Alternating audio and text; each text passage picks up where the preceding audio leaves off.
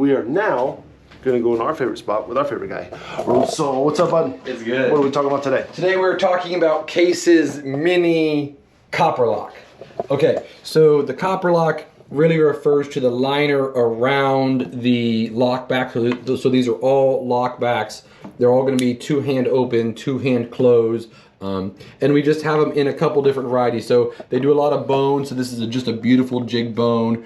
They are known for their synthetic, especially the yellow, just a really old-fashioned knife. Then they have this purple curly birch, or is it curly maple? I apologize, I forgot. Is it? I think it's a maple. I think it's maple.